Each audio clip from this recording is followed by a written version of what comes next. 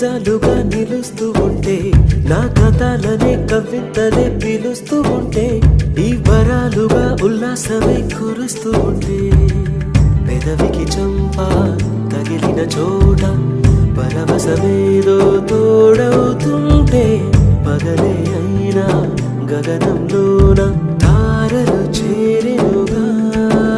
నిజంగా నేనేనా ఇలా నీ జతలో ఉన్నా, ఇదంతా ప్రేమేనా?